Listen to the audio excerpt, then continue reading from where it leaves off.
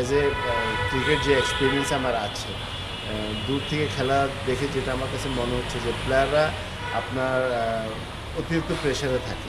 আর কিসের জন্য প্রেশারে থাকে এটা আমি জানি না, বাট আপনি যদি বেশি প্রেশারে থাকেন তো আপনি তো আপনার নর্মাল ক্রিকেট খেলতে পারবেন না। তো আপনি মনে করেন ওদের ব্যাটিং স্টাইল দেখে, ওদের কিছু মিস্টেক দেখে, কিছু অ্যাটিটিউড দেখে, সব কিছু দেখে মনে হচ্ছে যে they are not playing normal cricket, আপনার প্রেশার আছে।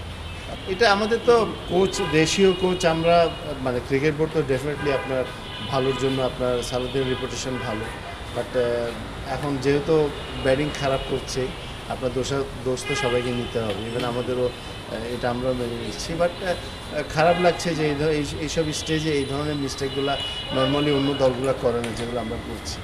তো এগুলো যত কম করতে পারবে ততই ভালো। বুলবুল তো আসলেও কিছুদিন হয়েছে, বাট ওর তো সময় দরকার। আপনার ও সব কিছু বুঝবে। এখানে তো শুধু ক্রিকেট বোর্ডে তো শুধু আপনার বাংলাদেশ টিম না, এখানে তো প্রচুর কাজ থাকে, প্রচুর জায়গা আছে কাজ করার। তো যেভাবে আমরা আমরা আলাপ আলোচনা করেছি, আমরা বুঝছি যে আমাদের প্লেয়ার অনেক আছে, এটা না যে প্লেয়ার কম, বাট আমাদের কোয়ালিটি প্লেয়ার অনেক কম, যেটা অন্য দেশে কোয়ালিটি প্লেয়ার অনেক বেশি।